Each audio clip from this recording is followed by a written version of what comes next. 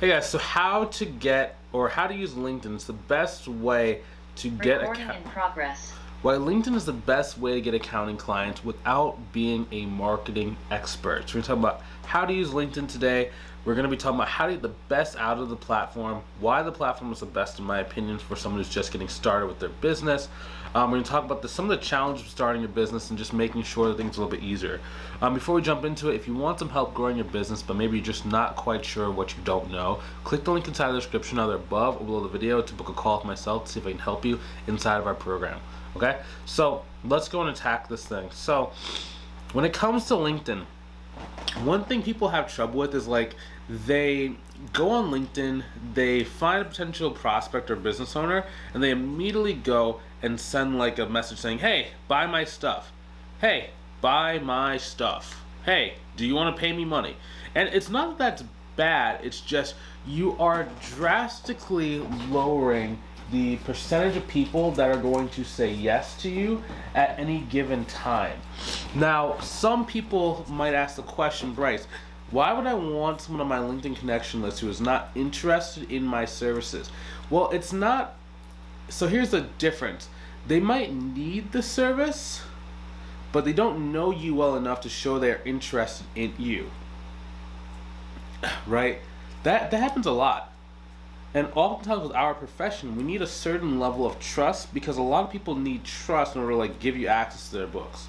And I can't tell you why. It's just what it is, right? So if you just immediately pitch, you're only getting a small percentage of the total market that is actually available to you because most of them are gonna be like, who is this random person asking me for this? Is this part? Like I had one person one time when I asked them like to see access to the books, they're like, are you part of the IRS? Because I guess she hadn't filed taxes in a number of years, so like she was like super hesitant and skeptical, right? So don't pitch immediately. There's a time and a place for pitching your service. It's just it's after we've revealed certain steps. I'm going to talk about like what those steps are today, but focus on building the relationship first. And yes, I understand building a relationship. If you told me this back in 2015 when I started my business, I'd be like, what do I want a relationship for? I have enough friends. It's more of you're building a sense of trust with your audience that causes people to either want to work with you or refer clients to you. It's a very systematic approach, okay? So connect genuinely and understand their business and avoid off-putting pitches. Okay, building relationships, okay? So I'm always thinking of what's called a three-dimensional conversation, okay? So when I say this, people have problems, they have situations, they have current companies, they also have a personal life, okay? So problems, business, personal. I'm always thinking of these three things.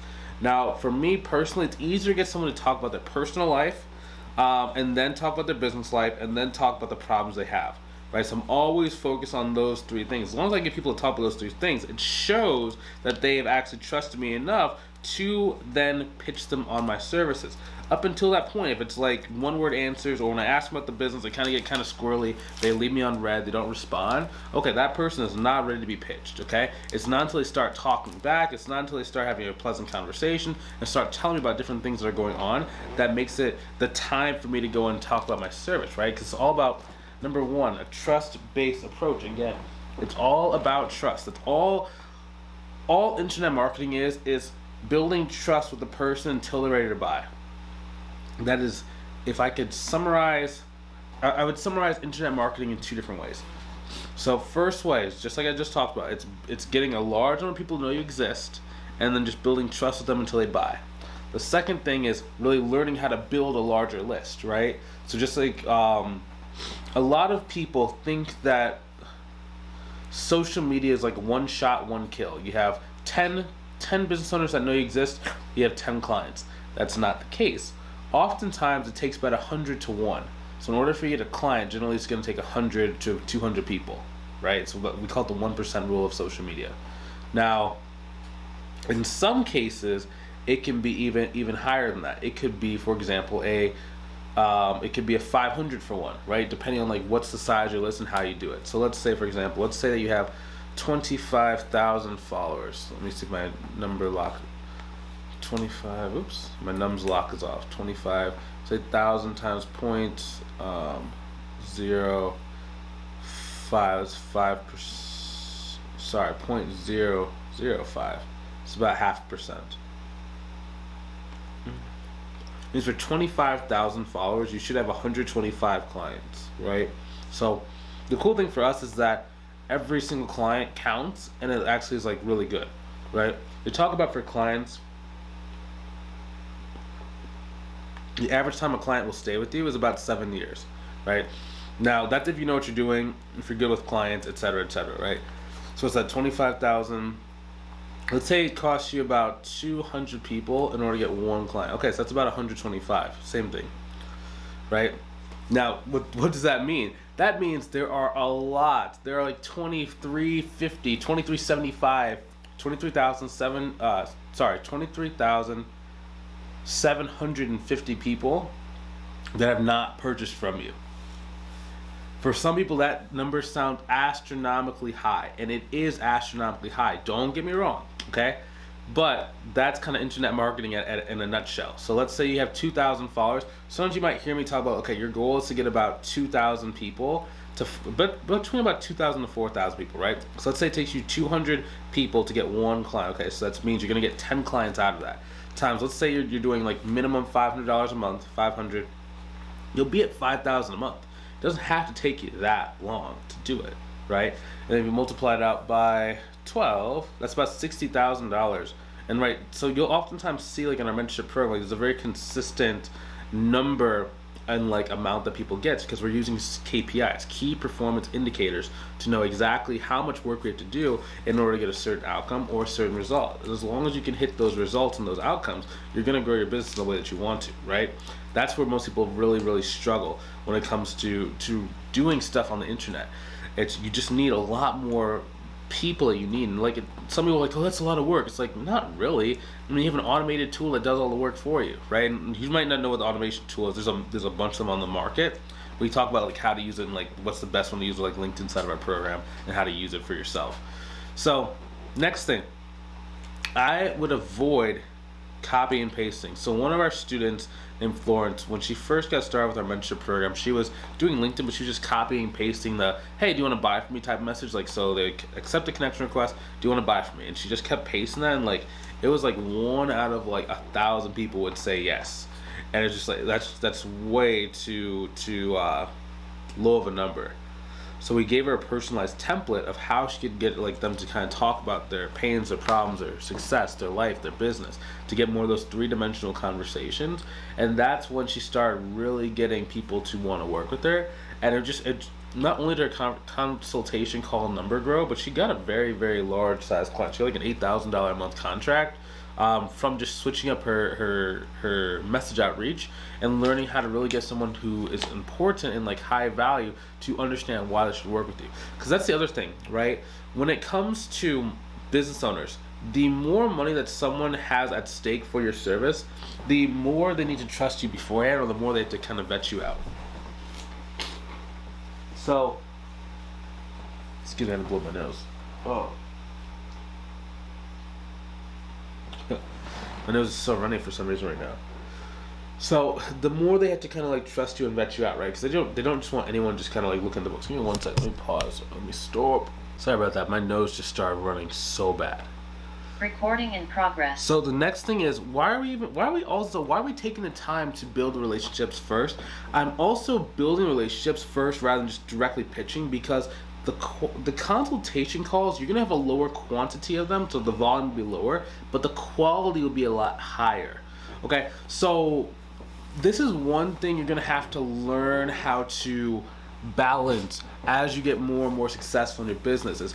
Do you want to spend more time talking on the phone or more time messaging in Messenger?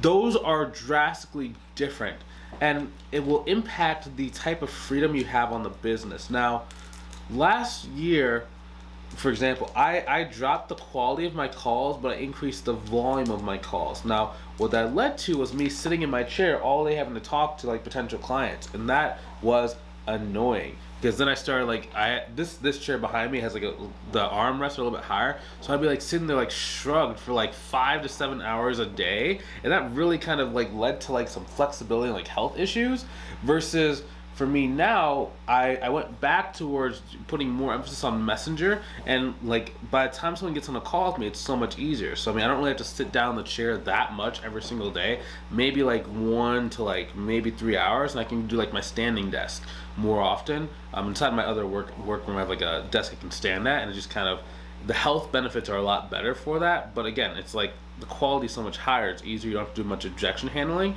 and it just makes things a lot easier for you to find success that you're looking for, right? And by doing this messenger sequence, where we're getting more of an understanding of like their business and what is the time frame that they're actually looking to purchase, the close rate's a lot higher, the conversation flows, and if someone is not really interested in working with you at the moment in time, they're going to tell you the exact reason why and what are the criteria they need to hit in order for them to end up wanting to work with you. So it's just much more of an honest conversation, and the clients actually want to be there. If they've gone through a number of different like back and forth messaging with you, they're going to actually want to be there, right? If you just do you want my services? They say yes. You don't really know if they want to be there, if they're just like looking and checking out their options. But if you ask them these questions inside of Messenger, they're going to tell you a lot of the pains, problems, and concerns, and makes things a lot easier for you to understand and assess. Now, understanding a client's timeline. So what I like doing is inside of the consultation call, right? And even inside of Messenger. So you're always doing this, both Messenger and your consultation call. Now, Messenger is actually a prerequisite and a preview to your consultation call. Right? When you do it in this style, you're technically having a text-based consultation call, and the actual vocal one is more just of a just to make sure everything still checks out. So you can understand the client's timeline, like we talked about in the last slide. You can understand existing contracts and milestones, like do they already have a bookkeeper in place, or are they about to fire their existing bookkeeper, or are they unhappy with their existing bookkeeper, right? This kind of goes back to the timeline. So I know when they're going to be thinking about hiring me, and if a person's not ready to like work with me for like 6 months, I can choose, do I want to wait for 6 months to do the consultation call, or do I want to do the consultation call with them now, knowing that they might not purchase right away? And you kind of can understand that, and you can kind of really make a decision tree if you want to do that. You can start also building those relationships again, because even if someone doesn't want to work with you directly, they can still refer clients to you. So building a relationship is still good there. You can never have enough allies in business. You can never have enough allies in business. I'd rather have 35,000 people that know, like, and trust me, but just haven't purchased from me for whatever reason, than having 10 people that really like me. And it's not that the 10 people are bad or good or whatever. It's just I have 35,000 advocates for my brand that can eventually either refer someone to me or can end up working with me.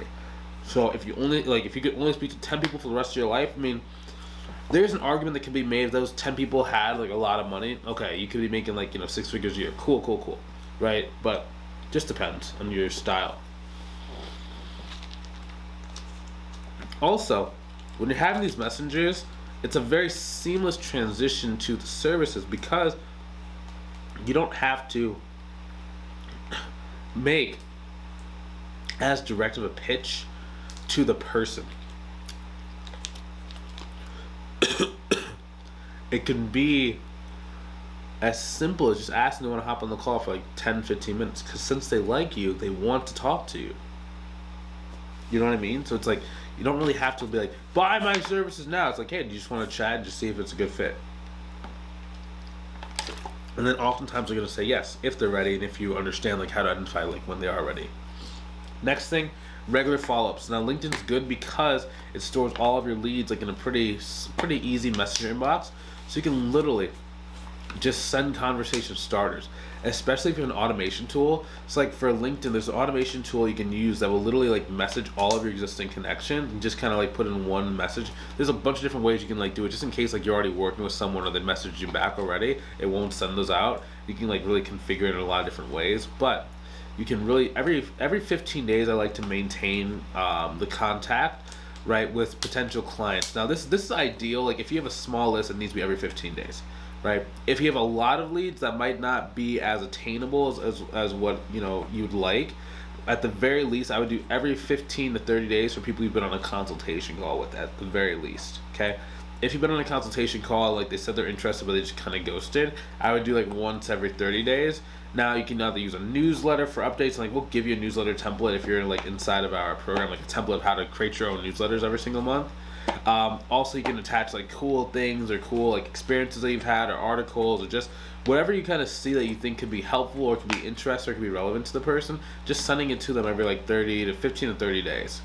Next thing is learning how to keep the relationships warm. Okay, so I'm doing follow-ups not because I want to follow up and not because I want to do extra work, but I know that if I stay in front of someone long enough and they're interested potentially in my service, and I'm not being overly pushy, I'm not being like, just trying to force them to do something, I'm just there, and they actually like talk to me over a period of time, they're going to start working with me no matter what. It's very, very interesting to kind of see that.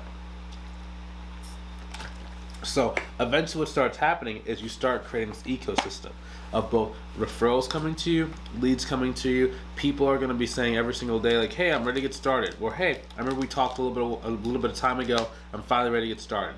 And then you have more confidence in your business's stability because you have these leads coming to you over time. And then if anything happens in the economy, right, or maybe you lose like 2 or 3 clients, you're able to rebuild your practice very, very quickly.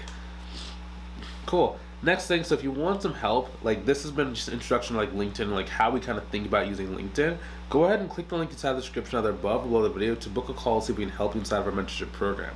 Okay, so inside, basically we're giving you proven, streamlined methodologies that are customized to your individual needs, right? Because you can watch, like, I think we have 975 videos on this YouTube channel at the time of this recording.